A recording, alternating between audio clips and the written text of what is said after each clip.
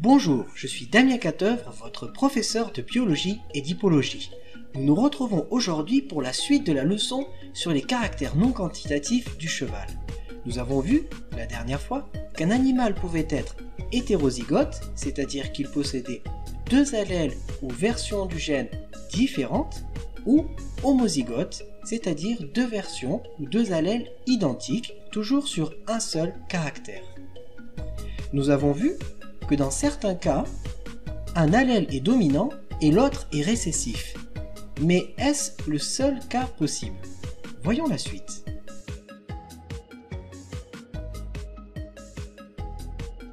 Prenons le cas du gène W, c'est-à-dire white. Comme vous l'avez deviné, nous allons parler de la robe blanche du cheval, qui est l'une des robes de base. Pour rappel, dans cette robe, le cheval a des poils sans aucune pigmentation, c'est-à-dire qu'ils vont être blancs et non pas gris clair. Ensuite, la peau sera rose. Quelle est la génétique de ce gène? Eh bien, ce gène est le gène W, c'est-à-dire white comme on l'a dit, possède deux allèles. L'allèle grand W, qui va être responsable de la dépigmentation du poil, mais pas que, nous allons voir pour la suite, et l'allèle petit w, qui va être responsable d'aucune dépigmentation du poil. Les chevaux qui seront grand W, c'est-à-dire homozygotes avec l'allèle grand W, ne vont pas exister en fait, puisque l'embryon n'arrivera pas à terme.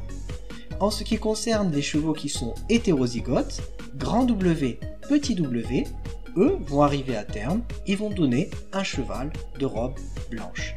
Les autres, petit w, qui sont donc aussi homozygotes, eux auront une pigmentation tout à fait normale et donc toutes les autres robes du cheval possibles. Comme vous le voyez ici, nous ne sommes pas dans une relation de dominance. Pourquoi? Si nous étions dans une relation de dominance, et que l'allèle grand W, qui est responsable de la dépigmentation, mais aussi de la mortalité du poulain, devrait provoquer aussi une mortalité de l'embryon, dans le cas des hétérozygotes, c'est-à-dire grand W, petit w. Finalement, les deux allèles s'expriment, nous sommes donc dans le cas d'une relation de codominance. Supposons maintenant qu'un éleveur décide de reproduire un étalon de robe blanche avec des juments de la même robe. Que va-t-il se passer? Cet étalon, imaginons qu'il est le père de 18 poulains vivants. Pourrait-on en déduire le nombre de poulains ayant une robe blanche parmi les 18 poulains vivants?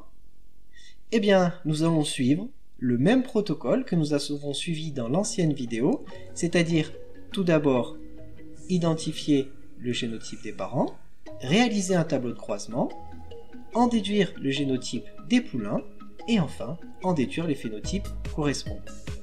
Prenons la première étape, identifier le génotype des parents. Les parents sont de robe blanche, donc dans ces cas-là, s'ils sont de robe blanche, il n'y a qu'un génotype possible, grand W, petit w, nous en avons parlé précédemment.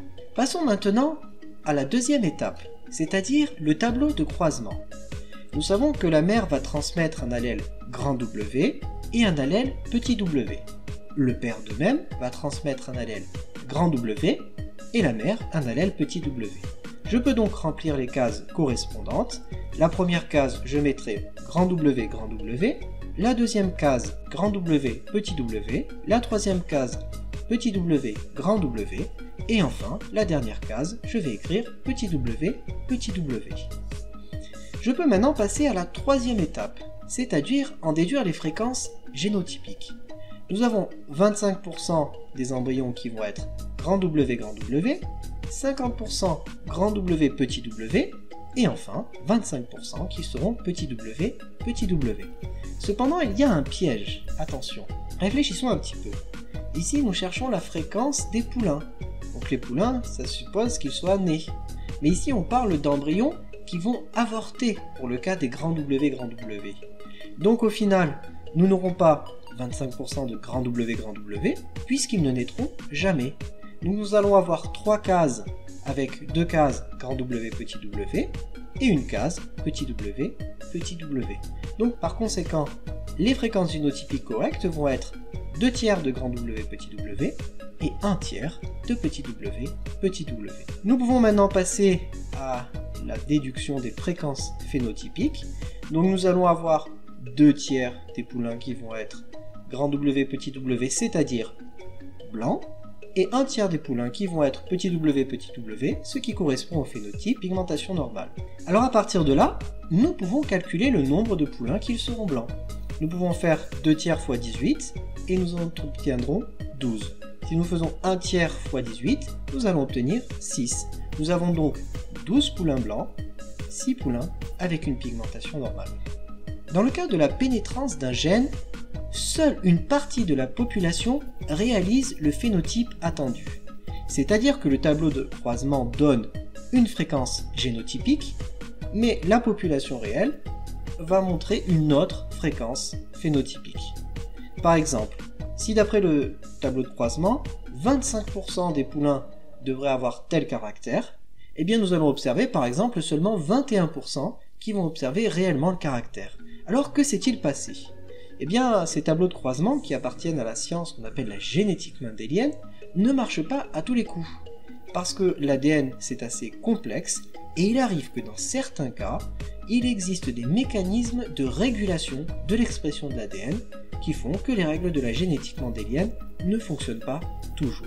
Il existe peu d'exemples connus chez le cheval de pénétrance de gènes. Nous pouvons mentionner le cas de la maladie de l'os naviculaire, dont on suppose qu'il est le résultat d'une sensibilité génétique à pénétrance variable.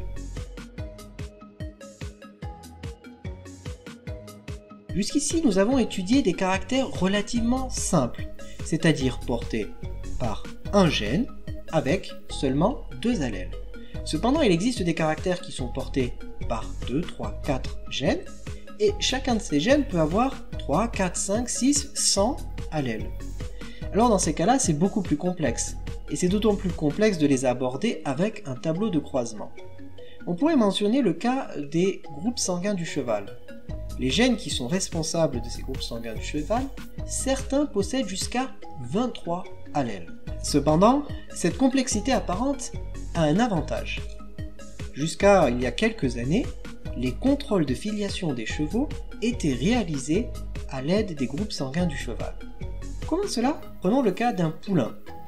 Sa mère et 2 étalons dont on suppose qu'ils sont les parents du poulain. Comment va-t-on faire?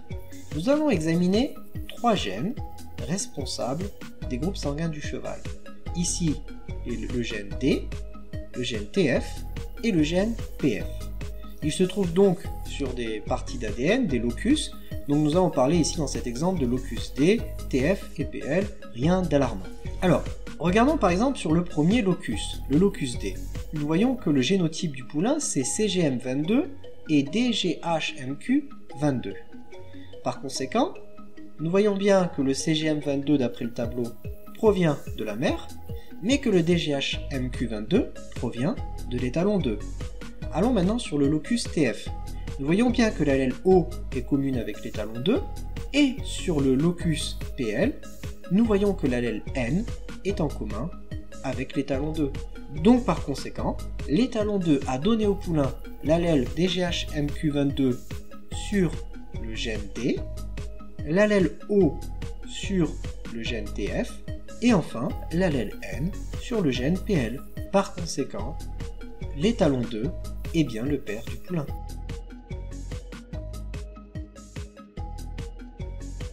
Les marqueurs moléculaires sont des régions du génome qui ne sont pas codantes. Elles sont en général constituées par la répétition d'une séquence nucléotidique simple de 1 à 4 nucléotides. Par conséquent, ces régions sont facilement identifiables. Imaginez un livre qui contient 2000 à 3000 pages.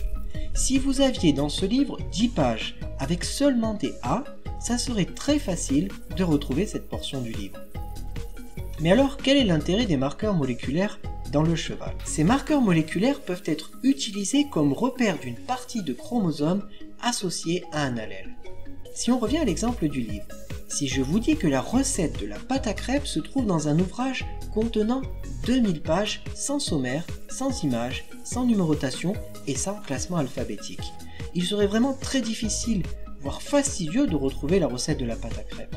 Par contre, si je vous dis que cette recette de la pâte à crêpes se retrouve après une séquence de 10 pages avec que des A, il serait simple, simplement en feuilletant très rapidement le livre, de retrouver cette partie du livre qui contient la recette de la pâte à crêpes.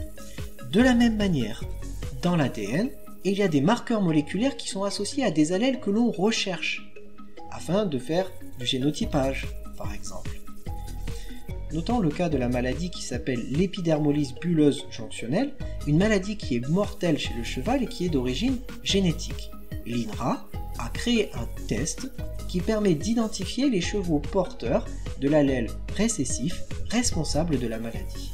Certains marqueurs moléculaires ont une longueur variable qui dépend de chaque individu. Cela a un avantage très important, puisque le marqueur est donc associé à la personne qui le porte.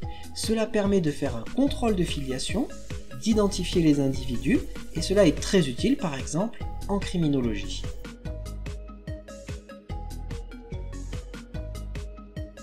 Voilà, cette vidéo est terminée, je vous souhaite une bonne journée et à bientôt pour de nouveaux cours.